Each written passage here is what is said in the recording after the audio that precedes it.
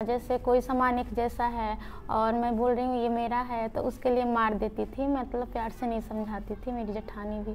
कई बार तो मैंने सोचा कि जहर खा लूँ, बच्चों को मार दूँ, तो ऐसा नहीं हो सका।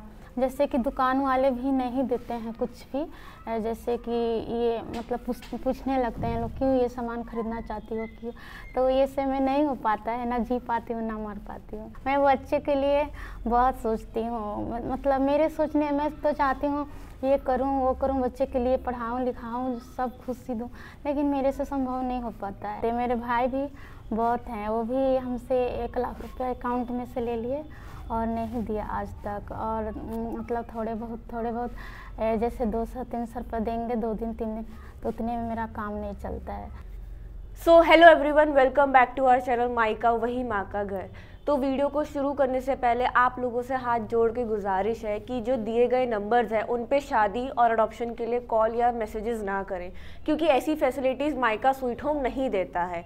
अडॉप्शन के लिए आपको अगर संपर्क करना ही है तो कारा की वेबसाइट है CARA कारा, जो कि गवर्नमेंट की लीगल वेबसाइट है। आपको वहीं से अडॉप्शन के लिए रजिस्टर करना होगा। बाकी शादियाँ यहाँ से नहीं की जाती है, ना ही करवाई जाती है। अगर आप ये सोच रहे होंगे कि ये तो महिला आश्रम है, यहाँ पे कोई भी गरीब लड़की आती होगी, हम शादी कर लेते हैं, कोई डाइवोर्सी होगी, 2 बच्चों वाली माँ होगी, भाई कोई भी गरीब लड़की नहीं है। पहली बात तो ये, यहाँ पे आने के बाद सब लड़कियाँ एक अविनाश भैया की बहनें हैं, जो कि उनके ऊपर बोझ नहीं है। तो यहाँ पे हम किसी भी प्रकार की शादियाँ करवाते ही नहीं है, तो आप उसके लिए संपर्क ना करें। साथ ही साथ आप लोगों का बहुत बहुत तहे दिल से धन्यवाद करती हूँ कि आप लोग हमारे मायका स्वीट होम के कार्य को इतना प्यार दे रहे हैं कि आज हमारी 3 ब्रांचेस हो चुकी है। दिल्ली में हमारी फर्स्ट ब्रांच है, जो कि मेन ब्रांच है। फिर हमने हरियाणा सोनीपत में हमने ब्रांच खोली थी। फिर अब हमारी चंडीगढ़ में भी ब्रांच खुल चुकी है, जो कि हमारी तीसरी ब्रांच है। तो आप लोगों का बहुत बहुत तहे दिल से धन्यवाद कि आप लोग हमारा इतना प्यार, इतना सपोर्ट हमें दे रहे हो, इतनी ब्लेसिंग्स हमें दे रहे हो कि आज मायका देश के हर कोने कोने तक पहुंच रहा है और महिलाओं को सहारा दे रहा है। बेसहारा महिलाओं को सुसाइड की तरफ ना धकेल कर उनको कह रहा है कि नहीं, सुसाइड मत करो, यहाँ पे आके तुम रह सकते हो अपने बच्चों के साथ। क्योंकि सुसाइड करना कोई सोल्यूशन नहीं है किसी भी बात का। अगर आप परेशानी में हो तो उसका डटकर सामना करो। कोई अगर आपके साथ कुछ गलत हो रहा है तो उसके लिए आवाज़ उठाओ, बजाय सुसाइड करने के। तो मायका महिला आश्रम उन्हीं महिलाओं के लिए काम करता है जो परेशान है, पीड़ित है, घरेलू हिंसा से पीड़ित है। तो आज वैसा ही हमारे पास एक केस है। हमारे सामने एक महिला बैठी है जिन्होंने अपनी पहचान छुपाई ही है, क्योंकि उन्हें अपनी पहचान नहीं बतानी, एक प्राइवेसी रूल के या प्राइवेसी टर्म के हिसाब से। तो आइए जानते कि इनके साथ ऐसा क्या हुआ कि इन्हें इतनी दूर से अपने बच्चों के साथ यहाँ पे आके रहना पड़ा और आज इनका मायका स्वीट होम में सफ़र कैसा चल रहा है। तो नमस्ते मैम। तो मैं आपसे ये पूछना चाहूँगी कि आप यहाँ पे कैसे आए और मतलब क्या परिस्थिति हो गई थी आपकी ज़िंदगी में कि आपको अपना घर वर सब छोड़ छाड़ के अनाथ आश्रम का सहारा लेना पड़ा। जैसे कि मैं सबसे छोटी हूँ भाई बहन में, तो मेरे बड़े भैया ही सब रिस्क लेते हैं सबका, भाई बहन का। मेरे पिताजी भी उन पर बहुत विश्वास करते हैं, तो वो लगभग मेरी शादी किए बहुत धूमधाम से, 4 लाख रुपया भी लगा। और मेरे मतलब अकाउंट में कुछ पैसे थे, इसलिए फर्नीचर नहीं दिए थे, तो वो तरह तरह के टॉर्चर कर रहे थे लोग। शादी के ही दिन से 6 साल पहले मेरी शादी हुई थी। फिर धीरे धीरे जेठानी सब हम पे जलने लगी, मतलब हमको पढ़ी भी हूँ और लंबी भी हूँ उन लोग से, और मतलब यही सब जलती थी लोग। मेरे हस्बैंड भी शुरू में ज़्यादा मान रहे थे, तो वो लोग जलती थी, सिखाती थी। और मेरी सास भी हैं, काम के लिए पढ़ रही हूँ फिर भी बोलती हैं नहीं। और जब बैठती हूँ तो बच्चों को देखती हूँ, फिर भी वो बोलती हैं और एक भी हेल्प नहीं करती हैं लोग। जब तबीयत ख़राब हो जाता है फिर भी उसी में हमको करना पड़ता है। वहीं पे देखती हूँ कि बड़ी वाली जेठानी है, उनको बहुत आराम से बोलते हैं लोग, बहुत अच्छे से, और तबीयत ख़राब होती है तो खुद से करके बना के उसको देते हैं लोग। तो इस तरह का व्यवहार था मेरे साथ। आपकी जो शादी थी अरेंज मैरिज थी, लव मैरिज थी? मेरी अरेंज मैरिज है। मैं मतलब मेरे भैया ही सब लड़का देखे थे, वो लोग बाहर में भी रहते हैं, तो हम कहते हैं पढ़ी लिखी हूँ, मुझे कुछ करना है, मुझे अपने साथ रखिए बाहर में, तो नहीं लेकर आते हैं। और सब लोग बाहर में ही रहते हैं, बिहार में भी घर है। तो जैसे कि मारपीट भी करने लगे थे लोग, और ताना देते थे लोग। तो जेठानी भी है वो भी मार देती थी। जैसे कि कोई बात हो गया, जैसे लेट हो गया, जैसे कोई सामान एक जैसा है और मैं बोल रही हूँ ये मेरा है, तो उसके लिए मार देती थी। मतलब प्यार से नहीं समझाती थी मेरी जेठानी भी। तो ऐसे करते करते मैं प्रेग्नेंट थी, फिर भी उसमें मैं काम करना पड़ता था। 8वां मंथ चलता था, फिर भी काम करना पड़ता था, कोई हमारे लिए कुछ नहीं। फिर जैसे कि और वो बड़ी वाली है, उसके साथ वो लोग खुद करते हैं, उसके लिए एक नौकर भी रख देते हैं लोग उसके लिए। तो ये सब हमको बुरा लगता है। उसको सब कुछ देते हैं लोग, मुझे नहीं देते हैं लोग, तो ये सब बुरा लगता है। तो फिर सब देखती थी। फिर मेरे पास कुछ पैसे थे अकाउंट में, तो जैसे कि वो लोग टॉर्चर कर रहे थे, तो मैं सोच रही थी कि जाऊं अपने पैसे से कोई अपने लिए दुकान कर लूं और अपने आत्मनिर्भर हो जाऊंगी। फिर भी मेरे भैया बोलते थे नहीं वहीं रहो, तुम बच्चे लेकर कुछ नहीं कर सकती हो, मेरा इज्जत जाएगा। तो मैं भैया का बात मान के वहीं पे रहती थी। फिर भी वो लोग टॉर्चर करते थे, ताना मारते थे, कुछ नहीं देते थे टाइम से, और ना झाड़ू ना सरफ, ऐसे करते थे लोग, ना मिठाई, ना बच्चों को पढ़ाना लिखाना। तो मुझे अच्छा नहीं लगता था। मैं सोच रही थी कि मेरे बच्चे पढ़ें। तो उन लोग मतलब 3 साल का 4 साल का बच्चा हो गया, फिर भी वो लोग नाम नहीं लिखवाते थे। बगल का लड़का सब जाता था, तो मेरा लड़का देख के रोता था पढ़ने के लिए। तो आपके पति ने कभी आपके लिए आवाज़ नहीं उठाई? वही मेरा पति ही सास सिखा देती हैं। हम चाहते हैं कि कोई भी घर में एक आदमी मेरा साथ दे दे, लेकिन मेरा पति भी कभी कभी नहीं साथ देता। सब एक हो जाते हैं, मैं अकेली पड़ जाती हूँ, कोई साथ नहीं देता है। और भैया से सपोर्ट मांगती हूँ तो वो भी कभी कभी कर देते हैं, कभी कभी वो भी करते हैं। तो इस तरह से मैं टूटती हूँ, सोचती हूँ क्या करूँ क्या ना करूँ। कई बार तो मैंने सोचा कि जहर खा लूँ, बच्चों को मार दूँ, तो ऐसा नहीं हो सका। जैसे कि दुकान वाले भी नहीं देते हैं कुछ भी, जैसे कि ये मतलब पूछने लगते हैं लोग क्यों ये सामान खरीदना चाहती हो, क्यों। तो ये से मैं नहीं हो पाता है, ना जी पाती हूँ ना मर पाती हूँ।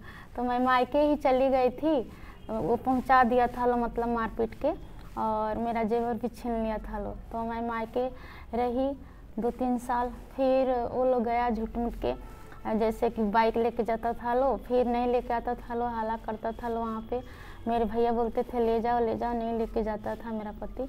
और मेरा भसुर इतना है, वही सिखाते रहता है। और जेठानी, वो लोग मेरे मेरे पति का प्रॉपर्टी ले लेना चाहते हैं, मेरे बच्चों को हक नहीं देना चाहते, मुझे रहने देना नहीं चाहते, वही सिखाते रहते हैं लोग। तो वो भी उन्हीं लोग का बात मान लेता है, मेरी बात नहीं मानता है।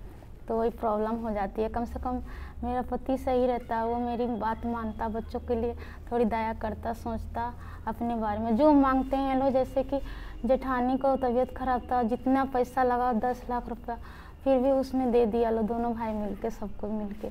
और मेरा छोटा सा ही प्रॉब्लम हो जाता है तो नहीं देता है लो। जैसे कि मेरा दांत में प्रॉब्लम हो गया, जैसे मेरा तबीयत खराब हुआ, नहीं देता है लो। तो वही सब मेरा बुरा लगता है। मैं पढ़ी लिखी हूँ, मैं सोच रही थी कि मेरे को जब भी मेरा पति बच्चा देखता, हॉस्टल में रखता और थोड़ी सी मेरा सपोर्ट करता, तो मैं निकल जाती। जैसे कि अपने भाई को दुकान दे देता है, कुछ भी ऐसा नहीं कि मतलब सोचे बच्चों के बारे में, मतलब इतना घटिया काम करता है, कुछ भी नहीं सोचता है बच्चों के बारे में, मेरे तो बारे आप कहाँ तक पढ़े हुए हो? मैं 12th पास हूँ। मैं BA पार्ट 1 में मेरा भैया एडमिशन करवाए थे, तो उसने एग्ज़ाम पढ़ा था तो सपोर्ट नहीं किया था। तो मतलब फिर आपकी पढ़ाई बीच में ही खराब हो गई? हाँ, तो जब शादी हुई तो 1 साल के बाद भैया भी बोलने लगे कि बहुत एग्ज़ाम कड़ा है, तो प्रेग्नेंट हो तो ऐसे में बच्चा लेके कैसे करोगी। वहीं पे मेरी बड़ी दीदी बच्चा लेके एक मेरी माँ सपोर्ट की, तो वो BA पार्ट 1 का BA पार्ट 2 का एग्ज़ाम दे दी, मतलब मायके से ही। फिर मेरा सपोर्ट कहीं से नहीं मिला, तो मैं सोच रही थी भाग के एग्ज़ाम दे दूं, ऐसा नहीं हो सका। मैं भाग भी नहीं सकी, इज्जत के बारे में सोचने लगी, बच्चे के बारे में सोचने लगी। मैं बच्चे के लिए बहुत सोचती हूँ, मतलब मेरे सोचने, मैं तो चाहती हूँ ये करूँ वो करूँ, बच्चे के लिए पढ़ाऊँ लिखाऊँ, सब खुशी दूँ, लेकिन मेरे से संभव नहीं हो पाता है। तो फिर मायके थी तो कंपनी में काम करने के लिए चाह रही थी। तो ऐसा होता था कि घर पे भी मेरी भाभी नहीं रहती है, अलग रहती हैं लोग। तो जैसे कि घर में का काम देखना पड़े कि बाहर देखना पड़े, बाहर देखती तो घर का काम छूट जाता है। और जब बाहर रहती हूँ तो ऐसे बहुत दिक्कत हो रहा था मुझे अकेले, ऐसे दिक्कत काट काट के गांव वाले भी मुझे बहुत सपोर्ट किए हैं। आज भी मुझे याद है, वो लोग पूछते थे मेरे बच्चों को क्या खाए हो क्या पिए हो, वो लोग मेरे को सब चीज़ का मदद किए गांव वाले, तभी मैं यहाँ मतलब पहुँची। नहीं तो मैं तो मेरे बच्चे यहाँ नहीं होते। मेरे भाई भी बहुत हैं, वो भी हमसे 1 लाख रुपये अकाउंट में से ले लिए और नहीं दिया आज तक। और मतलब थोड़े बहुत जैसे 200-300 रुपये देंगे 2 दिन 3 दिन, तो उतने में मेरा काम नहीं चलता है। तो फिर मैं सोच रही थी कि कोई आश्रम होता या संस्थान होता। मैं कई बार पटना आती वहाँ पर और देख के चली जाती, वहाँ पे कुछ नहीं मिलता था मुझे, कोई आश्रम कोई ये चीज़। कई लोग बोलते थे ये विद्यापीठ चले जाओ, बच्चे नहीं पढ़ेंगे, और बच्चे दूसरे बच्चे पढ़ने जाते थे, मेरे बच्चे नहीं जाते थे। तो कई लोग कहते थे चले जाओ विद्यापीठ पटना। तो कई बार मैं आई वहाँ पे पता ही नहीं चला। फिर मेरा पर्स भी गुम हो गया था, उसमें पैन कार्ड था, आधार कार्ड था, पैसे था 2000। फिर मैं चली जाती, फिर मेरे बच्चे परेशान होते, मैं भी परेशान होती। ऐसे ऐसे मैंने झेले हैं। तो जाके मैं फिर मैं केस की पति पे, फिर उसने वही हाल किया, रखवा दिया कोर्ट। मुझे लगा कोर्ट मेरे को खर्चा बांध देगा तो मेरा सारी प्रॉब्लम हल हो जाएगी, तो ऐसा नहीं हुआ। फिर रखवा दिया, उसी मारपीट फिर करने लगा, फिर वैसे ही करने लगा लो। तो फिर मैं मायके गई और मेरी माँ भिजवा दी इधर की, उधर बहुत कंपनी है, तुम काम करके रह सकती हो।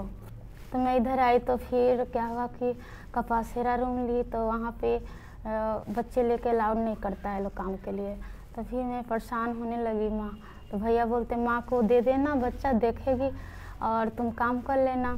तो जैसे कि पैसे ले लिए लो, नहीं वापस के लो, तो मेरा विश्वास नहीं हो रहा था। मुझे लग रहा था मेरा बच्चा भी वो ले लो रख लेंगे। तो फिर मैं देखी मोबाइल में यहाँ कि बच्चे के साथ रखते हैं लोग, सारी सुविधा देते हैं लोग। तो फिर मैं यहाँ आई, फिर एक महीने से हूँ, सब चीज़ मिल रहा है। इतना खुशी, इतना चीज़ अपने घर में भी नहीं पाई हूँ मैं। और ना मायके ने, मतलब मायके तो थोड़ा बहुत अच्छा भी मेरा चला है, लेकिन ससुराल में तो हमेशा 2 दिन पे मार पीट झगड़ा होना ही है। तो ये सब मुझे नहीं अच्छा लगता है। तो मैं बच्चे के लिए बहुत, जैसे कि मेरा बच्चा कुछ भी हो जाता है, ऐसे मेरा हर चीज़ जा चुका है। बस मेरे पास बच्चे ही हैं, अब उन्हीं लोग के सहारे मैं हमेशा बिताना चाहती हूँ। मेरा बच्चा भी छीनने का कोशिश करता है लोग, तो इसलिए मैं सपोर्ट चाहती हूँ, लेकिन ऐसा कोई नहीं मिलता है कि जो मेरा साथ दे, सपोर्ट करे। तो मैं उन लोग से लूँ कुछ अपना हक, बच्चे का चाहे अपना, जितना भी मेरा चीज़ वो लोग छीना है, मैं किसके सहारे लूँ। कोई ऐसा नहीं मिलता है कि कहे कि हम दिलवा देंगे, ये तुम कोई चिंता मत करो। यहाँ भी हूँ तो मतलब ठीक है सब, लेकिन ठीक चल रहा है। लेकिन यही सब बात है थोड़ी सी। बच्चा तो इतना जिद हो गया है थोड़ी सी, मतलब कुछ नहीं मिलने से, यही सब बात है और कुछ नहीं। तो मैं यहाँ आ गई। यहाँ पे फिर भी घर से अच्छा ही है, यहाँ पे बहुत अच्छा फील करती हूँ यहाँ पे। तो आप कितने बच्चों के साथ आए हो यहाँ पे? मैं 2 बच्चे के साथ। 2 मतलब बेटा बेटी दोनों लड़के? दोनों लड़के ही है। दोनों लड़के। तो आप जब इधर आए तो आपसे किसी भी प्रकार के यहाँ पे रहने के लिए पैसे मांगे गए? नहीं, पैसे एक भी नहीं लगा मेरा। एक यहाँ पे सब कुछ आपको फ्री ऑफ कॉस्ट, मतलब बिना पैसे दिए सारी चीज़ें मिल रही हैं? हाँ। बच्चों को खाना पीना, जो कपड़े होते हैं, दूध जो मिलता है बच्चों का, वो सब आपको मिल रहा है आराम से यहाँ पे? हाँ, कई बार तो मेरे घर दूध के लिए मेरे पति झगड़ा कर लेते थे। जैसे मेरा बच्चा कहता था कि मैं दूध पीऊँगा, वो नहीं देते थे। शाम को आधा किलो दे देंगे हो गया, और नहीं देते थे सुबह में। तो ऐसे कई बार झगड़ा हो गया, कई बार मारपीट हो गया दूध के लिए। तो यहाँ पे तो ऐसा नहीं होता है। मेरी माँ भी बोलती हैं तुम तो मारपीट से बच गई हो ना, वही ठीक है, वही काफ़ी है, वहाँ पे मत जाना। मेरा मम्मी बोलती है, मेरे पापा तो नहीं है, और भैया हैं तो वो भी कहते हैं वहीं रहो। पता नहीं, वो तो मेरा पैसा ही देना नहीं चाहते हैं, इस वजह से मेरा साथ नहीं देते हैं। यही सब बात है। तो आप लोग देख सकते हो कि ये उन्होंने अपनी आइडेंटिटी छुपा रखी है, तो मैं नहीं बताऊंगी ये कहाँ से हैं। और जो भी इनके साथ हुआ, जो इनके मतलब पहले अरेंज मैरिज कराई, इनके घर में सिर्फ इनके भाई की चलती थी क्योंकि भाई सबसे बड़े थे। चलो शादी हो गई, शादी के बाद जो फिर पति जेठानी सास ये सब चीज़ें इनके साथ करते थे, मार पीट, प्रेगनेंसी के टाइम पे भी काम करवाना, इनके इलाज के लिए पैसे ना देना, ये सब चीज़ें मुझे लगता है कहीं ना कहीं बहुत ही ज़्यादा ख़राब है। और आप लोगों से रिक्वेस्ट है, सभी भाइयों से, सभी माँ बाप से, अगर आप अपनी बेटी की या बहन की कहीं शादी करवा रहे हो ना, तो सबसे पहले आप उस परिवार की जांच पड़ताल ज़रूर करें। 1 महीना जांच पड़ताल से कुछ भी नहीं होता है, कम से कम 6 महीने साल भर करिए, जिससे कि आपको उनका रवैया पता चले। आस पड़ोस के लोगों से पूछिए, क्योंकि 1 महीना तो इंसान एक्टिंग करके भी रह सकता है। तो आज इतना क्राइम बढ़ गया है क्योंकि लोग पता क्या है, जांच पड़ताल भी करते हैं, 1 महीने तक जांच पड़ताल करेंगे, सब कुछ करेंगे, आसपास से भी पूछेंगे, मगर उस 1 महीने में वो इतनी अच्छी अच्छी एक्टिंग करके दिखाते हैं मायके वालों को, लड़की के घर वालों को, कि नहीं समझ में आता। उनको लगता है कि नहीं ये सब बहुत अच्छा परिवार है, मगर ऐसा नहीं है। मैं आपसे हाथ जोड़ के विनती करती हूँ कि अगर आप अपनी बहन बेटी को कहीं ब्याह रहे हो ना, तो सबसे पहले आप उस घर का पूरा चिट्ठा निकालो, पूरा मतलब होता है ना, एक्सरे करके देखो कि भाई मेरी बहन बेटी सही घर में जा रही है या नहीं जा रही है। क्योंकि पता है शादी के बाद मायका सही में साथ नहीं देता है। कहीं ना कहीं मायके वालों की एक माइंडसेट बन गया है कि हमने बेटी की शादी कर दी है, अब ससुराल ही इसका घर है, ससुराल ही सब कुछ करेगा, यहाँ से हमने बेटी ब्याह दी, अब जनाजा ससुराल से ही उठेगा। मगर ऐसा नहीं है, अगर मायका ही साथ नहीं देगा बेटी का, तो फिर बेटी कहाँ जाएगी। बोलने को ही बोला जाता है कि मायका तो बेटी का घर है, माँ का घर है, मगर फिर जब बेटी को प्रॉब्लम होती है, बेटी को परेशानी होती है, तो वो माँ का घर कहाँ चला जाता है, माँ का घर भी साथ छोड़ देता है। मगर ये मायका स्वीट होम ऐसा है जो कि माँ का घर वाकई ही है, जो अविनाश भैया कभी किसी बहन बेटी का साथ नहीं छोड़ते। यहाँ पे पता नहीं कितनी लाखों महिलाएं आके रह चुकी हैं, कितनी महिलाओं के हमने घर रीसेटल कराए, रीसेटल इन द सेंस की काउंसलिंग करके अविनाश भैया ने और हमारी काउंसलिंग टीम ने बैठ के आपस में पति पत्नी की काउंसलिंग करके घर वापस बसाए हैं। कई डाइवोर्स भी टूटे हैं, मतलब यहाँ पे डाइवोर्स होकर पत्नी आई है और उसकी काउंसलिंग हुई है, सब कुछ हुआ है, तो जो लेडी है जिसके साथ डाइवोर्स हुआ था उसी के साथ वापस घर बसा है, शादी करी है दोबारा से। ये सिर्फ मतलब होता है ना कम्युनिकेशन गैप जिसे कहते हैं, और एक मिसअंडरस्टैंडिंग। अगर वही चीज़ अगर आप अपने मायके में जाके अगर माँ बाप अच्छे से काउंसल करें ना अपनी बेटी को भी और अपने दामाद को भी, तो मुझे नहीं लगता कि कोर्ट में केसेस जाएंगे डोमेस्टिक वायलेंस के या 498A के या फिर मेंटेनेंस के। क्योंकि सिर्फ प्यार से समझाना और एक दूसरे की कमियां देखना और उसके हिसाब से बिटवीन द लाइन सोल्यूशन निकालना ही बहुत बड़ी चीज़ हो जाती है। मायका भी यही करता है, जो मायका स्वीट होम में महिलाएं आती हैं यहाँ पे भी वही चीज़ की जाती है, तभी हमारे 5000 से ऊपर केसेस सॉल्व हुए हैं। तो इसी के साथ मैं कहूँगी कि वीडियो को लाइक और शेयर करना बिल्कुल मत भूलिएगा और चैनल को सब्सक्राइब करना तो बिल्कुल मत भूलिएगा। धन्यवाद।